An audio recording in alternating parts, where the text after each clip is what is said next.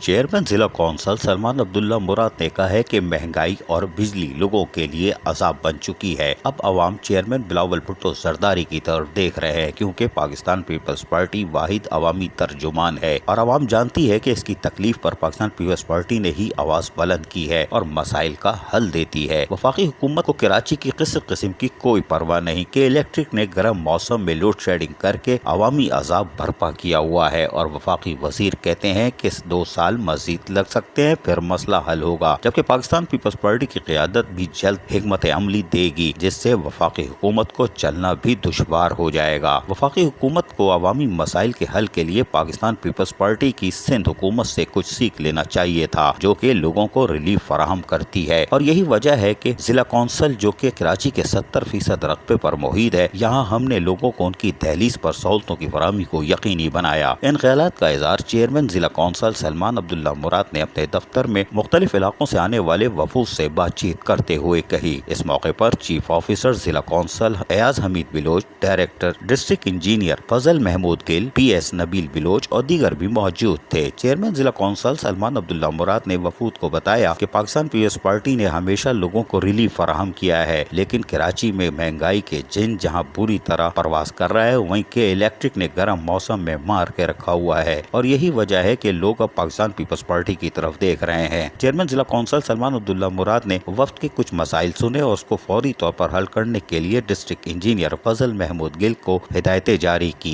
Chairman जिला council Salman Abdullah मुराद ने कहा कि हमने जो काम 4 सालों में कराए, अवामी मशावरत से कराए और यही वजह है कि लोग हमसे मिलने आते हैं और हम उनसे मिलते हैं, क्योंकि मसाइल जानने के बाद कामों को मुकम्मल कराना हमारा अव्वलीन फर्ज है, क्योंकि अवाम के टैक्सों से आने वाले पैसे को अवाम पर ही उनकी सहूलतों की फराहमी पर हम लुटाते हैं। और यही वजह है कि जिला कौंसिल के अवाम को उनकी दहलीज पर बल्दियाती सहूलतें फराहम की जा रही हैं। अजीज आरिफ, KBS बल्दियाती न्यूज़, कराची।